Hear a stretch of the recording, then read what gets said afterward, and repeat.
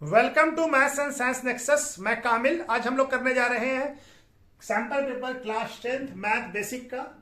ये इसका बेसिक का कर रहे हैं। इससे पहले इसका ये चौथा वीडियो है। इससे पहले 3 वीडियो बेसिक का कर चुके हैं। क्वेश्चन नंबर 1 से लेकर 29 तक कर चुके हैं और ये आज क्वेश्चन नंबर 30 से शुरू कर रहे हैं। और बेसिक से पहले स्टैंडर्ड का भी सैंपल पेपर हम लोग कर चुके हैं, उसका भी डिस्क्रिप्शन बॉक्स में लिंक है, उसको भी देख सकते हैं। दूसरा क्या है, क्लास 10th का हमारा मैथ और साइंस का सारा वीडियो हमारा बना हुआ है, एनसीईआरटी का सॉल्यूशन सब बना हुआ है। ठीक है, तो उसको भी जाके देख सकते हैं। ठीक है, तो चलिए क्वेश्चन शुरू करते हैं। Prove that sin x minus cos x plus 1 into sec x minus tan x equal to sin x plus cos x minus 1। ठीक है, ये हमको प्रूव करना है। हमारा LHS क्या है?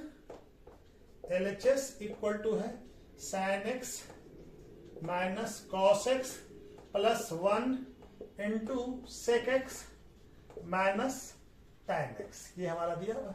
ठीक है, तो हमको प्रूव करना है इसको sin x plus cos x minus 1। ठीक है, तो चलिए बनाना शुरू करते हैं। ये क्या हो जाएगा?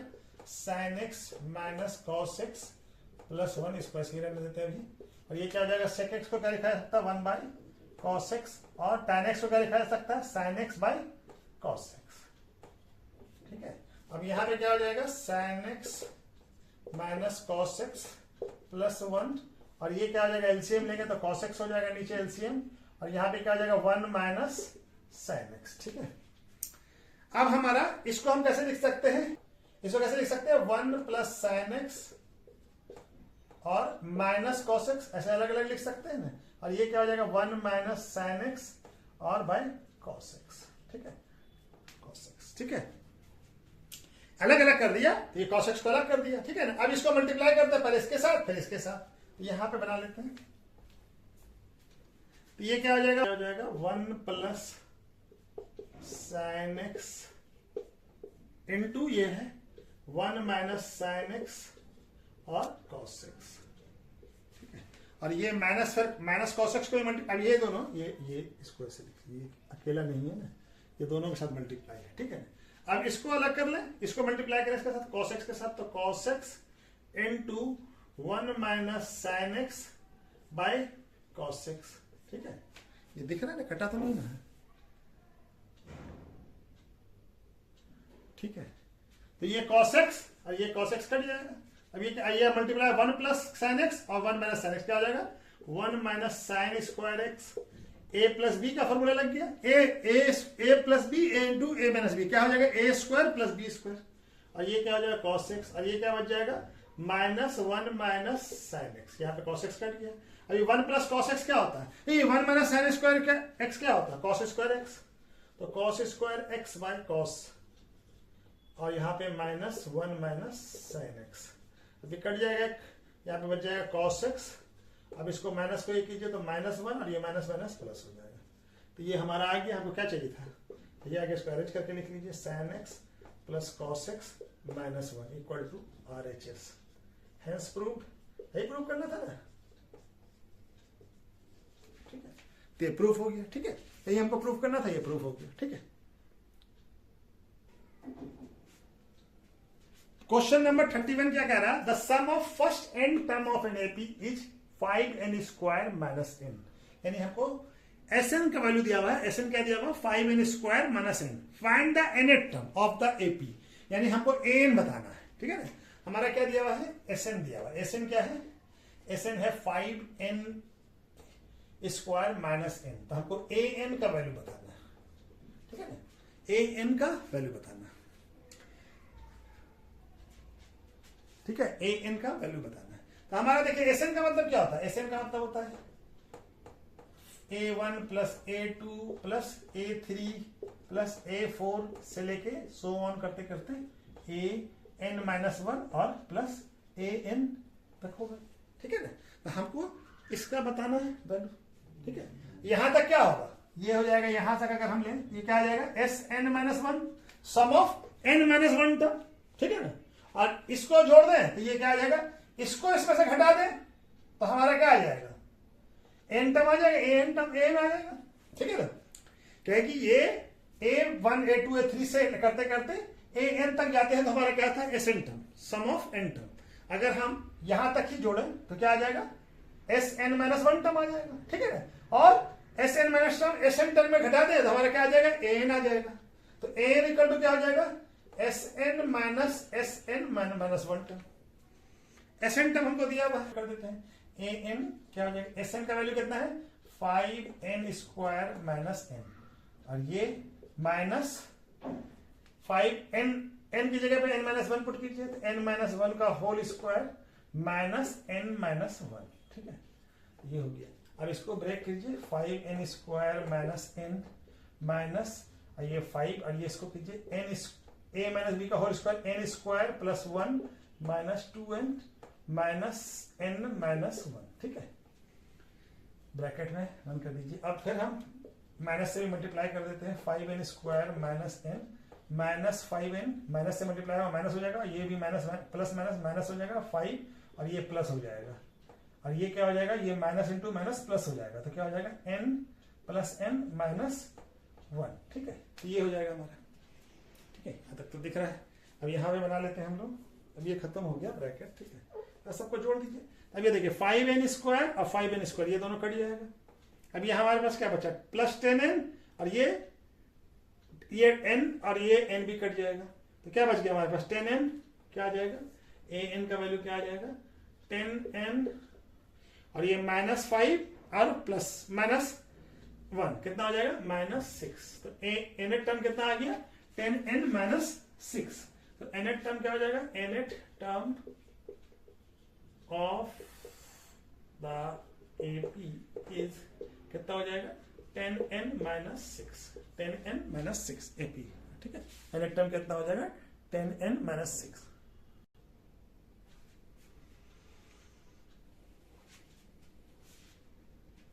अब हमारा 3 मार्क्स का क्वेश्चन कंप्लीट हो गया है। अब ये 5 मार्क्स का क्वेश्चन शुरू कर रहे हैं हम लोग। ठीक है, 3 मार्क्स का क्वेश्चन सब कंप्लीट हो गया। 5 मार्क्स का 32 से 5 मार्क्स का क्वेश्चन है।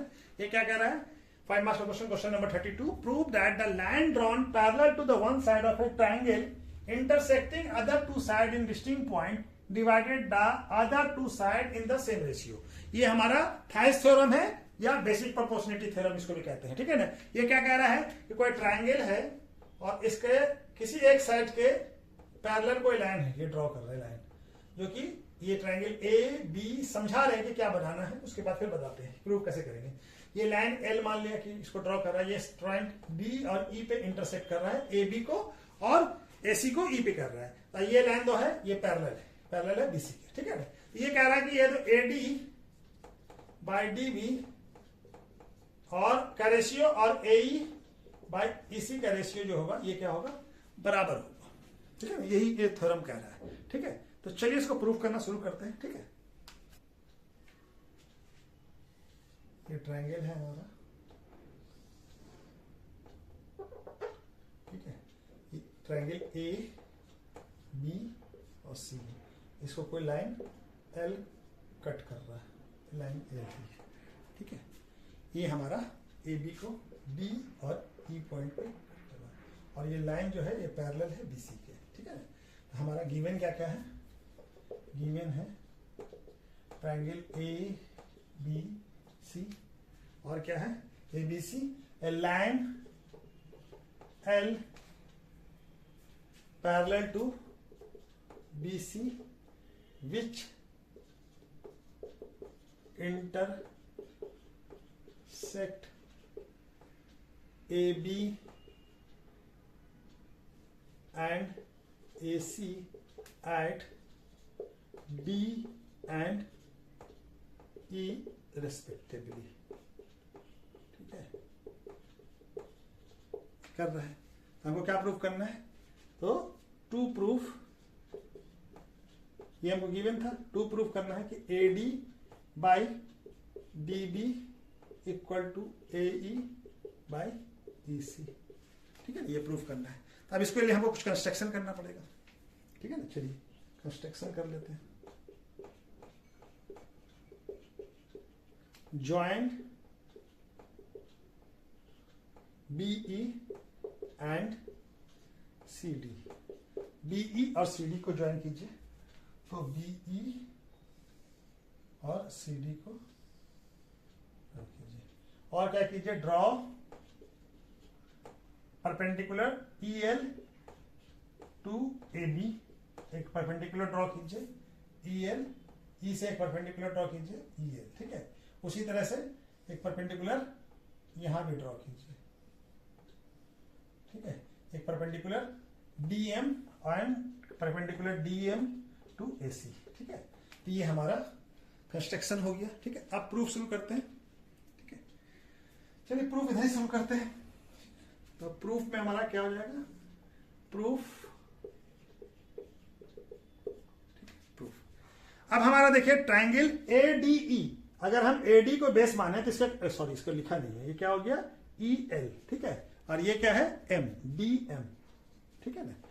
तो ये क्या हो गया, अगर हम इस triangle area of triangle ADE का एरिया कैसे निकाल सकते हैं, क्या निकाल सकते हैं, अगर हम AD को बेस मानेंगे तो इसके करस्पॉन्डिंग में परपेंडिकुलर कौन है, EL है। तो हमारा एरिया ऑफ ट्राइंगल ADE क्या हो जाएगा, हाफ बेस क्या है AD इंटू EL, ठीक है। AD इंटू EL, ठीक है। क्या है हमारा एरिया ऑफ ट्राइंगल का फॉर्मूला, क्या होता है, एरिया ऑफ ट्राइंगल क्या होता है, एरिया ऑफ ट्राइंगल होता है हाफ बेस इंटू हाइट, ठीक है ना। तो बेस क्या हो गया, AD बेस हो गया और EL उसके करस्पॉन्डिंग में हाइट हो गया, ठीक है। तो ये हमारा फॉर्मूला है। अब उसी तरह से हम एरिया ऑफ ट्राइंगल BDE कौन सा है, ये वाला ट्राइंगल, ये वाला देखिए, ये वाला ट्राइंगल, ये वाला है ना BDE, इसका एरिया निकाल सकते हो। तो BD को हम बेस मान लें और ये जो EL है इसके ये क्या हो जाएगा, परपेंडिकुलर हो जाएगा, कि EL जो है परपेंडिकुलर किस पे है, पूरे AD पे है, तो ये परपेंडिकुलर हो जाएगा। तो हमारा एरिया ऑफ ट्राइंगल BDE क्या हो जाएगा, हाफ बेस क्या हो गया BD के लिए BD और उसके करस्पॉन्डिंग में हाइट क्या है EL, ठीक है। अब इस दोनों का हम लोग रेशियो निकाल लें, ट्राइंगल ADE और एरिया ऑफ ट्राइंगल BDE क्या आ जाएगा हमारा, यहाँ पे हाफ AD इंटू EL और यहाँ पे आ जाएगा हाफ BD इंटू EL। तो EL कट जाएगा, ये हाफ कट जाएगा, क्या बच जाएगा, एरिया ऑफ ट्राइंगल ADE और एरिया ऑफ ट्राइंगल BDE क्या आ जाएगा, AD बाई BD। ये पहला क्वेश्चन हो गया हमारा, ठीक है ना, ये फर्स्ट क्वेश्चन हो गया। उस तरह से हम अब हम क्या निकालते हैं, यहाँ पे थोड़ा सा जगह है, यहाँ दोनों जगह इस्तेमाल करके बना लेते हैं। अब हम ट्राइंगल किसका निकालते हैं, फिर ट्राइंगल ADE का। अब बेस किसको मानते हैं, AE को, और तो AE को जब बेस मानेंगे तो करस्पॉन्डिंग में बेस हाइट क्या हो जाएगा DL। तो एरिया ऑफ ट्राइंगल ADE क्या हो जाएगा, हाफ बेस अब किसको माना, AE को, तो इसका करस्पॉन्डिंग में हाइट क्या हो जाएगा DM। उसी तरह से ये ट्राइंगल DCE का एरिया निकालेंगे, ये वाला ट्राइंगल, ठीक है ना, ये वाला DCE, ये वाला जो ट्राइंगल है ना, ये इसका एरिया निकालेंगे DCE का, एरिया ऑफ ट्राइंगल DCE।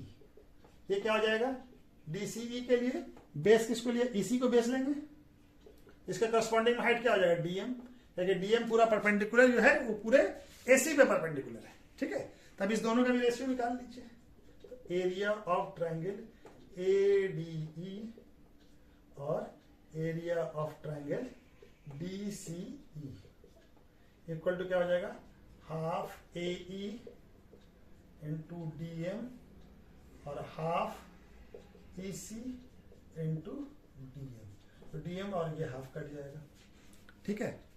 तो हमारा क्या आ जाएगा इसका value, area of triangle ADE और एरिया ऑफ ट्राइंगल DCE क्या आ जाएगा, AE बाई EC। इसको क्वेश्चन नंबर 2 मान लेते हैं, ठीक है। ये क्या आ जाएगा, एरिया ऑफ क्वेश्चन नंबर 2, ठीक है। अब हमको थोड़ा सा मिटाना पड़ेगा, ठीक है। ट्राइंगल BDE ये वाला ट्राइंगल, BDE ये वाला ट्राइंगल और DCE ये दोनों ट्राइंगल सेम बेस DE और दो पैरेलल लाइन DE और BC के बीच में है। यानी सेम बेस पे है, दोनों का बेस सेम है और दोनों सेम पैरेलल लाइन के इसमें, तो दोनों का एरिया क्या होगा, बराबर होगा। क्यों होगा, क्या आ जाएगा, area of B triangle B D E equal to area of triangle B C E. ठीक है, ये दोनों बराबर होगा। क्यों होगा, बिकॉज ये होगा क्या, triangle between triangle two triangle having same base, same base, कौन सा बेस है, बेस हो गया हमारा DE, and same between same parallel line DE and BC, दोनों का एरिया बराबर होता है। ये हम लोग पढ़ चुके हैं। ठीक है ना, किसी भी ट्रायंगल का अगर बेस सेम हो और दोनों सेम पैरेलल लाइन पे हो तो इसका एरिया क्या होता है, इक्वल होता है।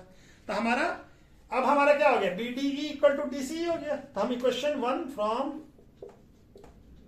इक्वेशन 1 एंड 2, तो क्या हो जाएगा, यहां पे बीडी और यहां पे डीसी दोनों बराबर है, तो ये दोनों भी बराबर हो जाएगा। क्या हो जाएगा, area of A D E और एरिया ऑफ बी सी ई, ये दोनों, और यहां पे भी तो ऊपर में न्यूमरेटर में triangle area of A D E और area of triangle B D, ये दोनों बराबर है। ठीक है ना, ये दोनों ऊपर तो बराबर था ही, ये दोनों भी बराबर हो गए, तो ये दोनों भी बराबर होगा। तो इसका वैल्यू क्या है, इसका वैल्यू है हमारा ए ई बाई ई सी और इसका वैल्यू है A D by B D. ठीक है, A D by B D, इसको अरेंज करके लिख लीजिए। ठीक है, इसको क्या लिखा जा सकता है, A D by D B, A D by D B और ए ई बाई ई सी। यही तो प्रूव करना था हमको, यही प्रूव करना था ना, हैज प्रूव्ड, हैज प्रूव्ड। ठीक है, ये प्रूव करना तो प्रूफ हो गया। ठीक है, चलिए next video.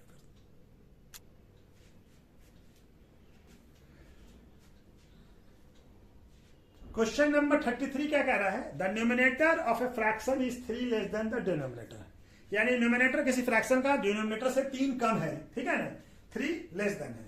If 2 is added, यानी दोनों में both its numerator and denominator, यानी दो जो है न्यूमिनेटर डिनोमिनेटर दोनों में ऐड कर देते हैं, देन तब क्या होता है, सम ऑफ न्यू फ्रैक्शन, जो नया फ्रैक्शन बनेगा दो ऐड करने से, और जो ओरिजिनल फ्रैक्शन है, ओरिजिनल फ्रैक्शन इज कितना आ जाता है, 29/20। तो फाइंड द ओरिजिनल फ्रैक्शन, तो हमको ओरिजिनल फ्रैक्शन बताना है। ठीक है ना, तो हमारा क्या है, डिनोमिनेटर से न्यूमिनेटर 3 कम है, तो हम डिनोमिनेटर को मान लेते हैं, लेट अस अज्यूम डिनोमिनेटर क्या है हमारा, को मान लेते हैं x, तो न्यूमिनेटर क्या हो जाएगा, न्यूमिनेटर क्या हो जाएगा, न्यूमिनेटर 3 कम है, x -3 हो जाएगा। तो ओरिजिनल फ्रैक्शन क्या हो जाएगा, original fraction numerator by denominator, तो न्यूमिनेटर कितना है, x -3 और x, ये हो जाएगा। फ्रैक्शन क्या हो जाएगा, x -3/x।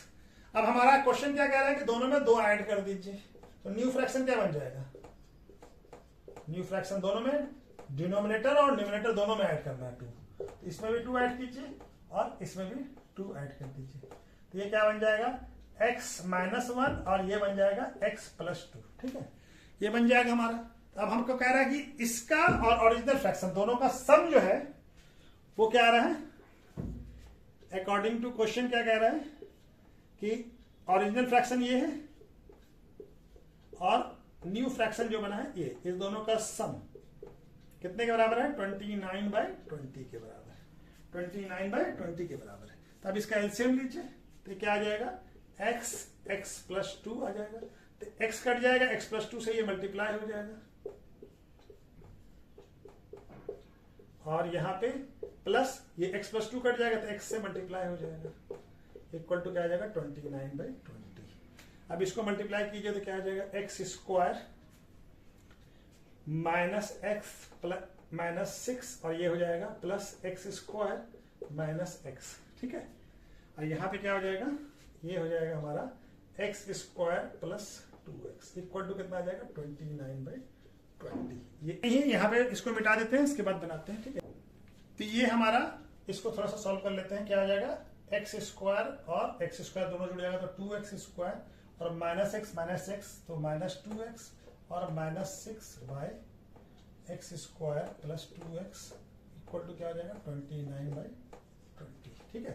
अब इसको क्रॉस मल्टीप्लिकेशन कर लीजिए तो 20 into 2x square minus 2x minus 6, और यहाँ पे ये हटा दीजिए, यहाँ चला जाएगा 29 into x square plus 2x, ठीक है। तो अब हमारा क्या हो जाएगा, ये 40x स्क्वायर माइनस 40x और माइनस 20 इंटू 6 120, और ये हो जाएगा 29x स्क्वायर और 29 इंटू 2 58x। अब सबको एक तरफ कर लीजिए, 40x square minus 40x minus 120, और ये माइनस 29x स्क्वायर और माइनस 58x इक्वल टू 0, ठीक है। तो अब हमारा क्या हो जाएगा 40 माइनस 29 कितना हो जाएगा 11x स्क्वायर, और ये 40 और ये दोनों माइनस है तो माइनस 98 हो जाएगा, और 120 इक्वल टू 0, ठीक है। ये हमारा ये हो गया, ठीक है। इसको मिटा देते हैं, 11x square minus 98x minus 120 equal to 0। तो इसको क्या करेंगे, 98 को बाइफर्केट कीजिए तो माइनस 110x और प्लस 12x, ऐसे लिखा जा सकता है 98 को, ठीक है ना। 110 माइनस 110 प्लस 12 कितना हो जाएगा 98 हो जाएगा। अब ये क्या हमारा, इसमें से 11x कॉमन निकाल लीजिए तो यहाँ क्या बच जाएगा x, और यहाँ पे माइनस 10, और यहाँ पे प्लस 12 कॉमन लीजिए तो x माइनस 10 इक्वल टू क्या आ जाएगा 0। तो दो फैक्टर आ गया, x माइनस 10 और एक फैक्टर आ गया 11x प्लस 12 इक्वल टू 0। तो एक बार इसको 0 कीजिए तो x माइनस 10 इक्वल टू 0 जब करेंगे तो क्या आ जाएगा x का वैल्यू 10, और एक बार 11x प्लस 12 को 0 कीजिए तो क्या आ जाएगा 11x इक्वल टू माइनस 12, और x इक्वल टू क्या आ जाएगा माइनस 12/11। तो ये वैल्यू तो हमारा नहीं हो सकता है क्योंकि ये इंटीजर में नहीं है। क्या हो जाएगा, x equal to not equal to minus 1/11 हो सकता है, because it is not a integer, ये इंटीजर नहीं है, ठीक है ना, इंटीजर नहीं है। इंटीजर नहीं है तो x का वैल्यू क्या आ जाएगा, देयरफॉर x का वैल्यू क्या आ जाएगा, देयरफॉर x इक्वल टू कितना हो जाएगा 10, ठीक है, x का वैल्यू 10 हो जाएगा। तो हमारा फ्रैक्शन क्या था, फ्रैक्शन था x माइनस 3/x, यही था ना फ्रैक्शन, x माइनस 3/x। तो x का वैल्यू पुट कर दीजिए, फ्रैक्शन क्या हो जाएगा x माइनस 3/10, तो फ्रैक्शन हो जाएगा हमारा 7/10। तो ओरिजिनल फ्रैक्शन क्या हो जाएगा,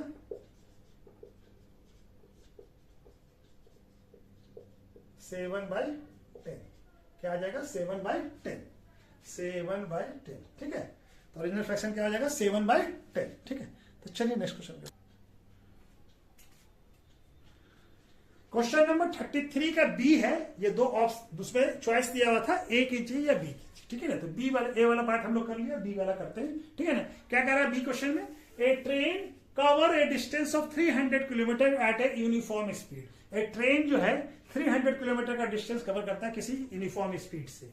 अब क्या होता है, कंडीशन दूसरा क्या दिया हुआ, if speed of A train is increase by 5 kilometre per hour, यानी 5 किलोमीटर पर आवर जो है स्पीड उसका बढ़ जाता है, इट इज टेक, तब उसको क्या लगता है 2 hours less in the journey, यानी जो पहले जो डिस्टेंस जो टाइम जो लगा था उससे 2 आवर कम लगता है। कब, जब स्पीड 5 किलोमीटर बढ़ जाता है, ठीक है ना, स्पीड इंक्रीज हो जाता है। तो फाइंड द ओरिजिनल स्पीड बताना है हमको, क्या बताना है, original speed of the train बताना, ठीक है। तो स्पीड को क्या मान लेते हैं, let us assume original speed of train क्या है x किलोमीटर पर आवर, ठीक है ना, x kilometre per hour. Time कितना लगेगा, हमारा डिस्टेंस कितना दिया हुआ है, डिस्टेंस है हमारा 300 किलोमीटर, डिस्टेंस क्या है 300 किलोमीटर। टाइम क्या लग जाएगा, टाइम को क्या मान लेते हैं t1, t1 क्या हो जाएगा डिस्टेंस बाय स्पीड। टाइम का फॉर्मूला क्या था, डिस्टेंस बाय स्पीड। तो डिस्टेंस कितना है, डिस्टेंस है 300 किलोमीटर और स्पीड है x kilometre per hour. Kilometre kilometre खत्म हो जाएगा, 300/x आवर्स हो जाएगा, ठीक है। अब हमारा दूसरा क्या कर रहा है, स्पीड जब इंक्रीज कर जाएगा तो न्यू स्पीड क्या हो जाएगा, 5 किलोमीटर बढ़ जाता है, x plus 5 kilometre per hour हो जाएगा। ठीक है, अब हमारा टाइम क्या होगा, डिस्टेंस तो वही रहेगा, टाइम इसको t2 मान लेते हैं। क्या मान लेते हैं, t2। तो क्या हो जाएगा 300 किलोमीटर, वही डिस्टेंस बाय स्पीड, और ये क्या हो जाएगा x plus 5 kilometre per hour. तो ये खत्म हो जाएगा, तो क्या बन जाएगा 300 बाय x प्लस 5 आवर्स।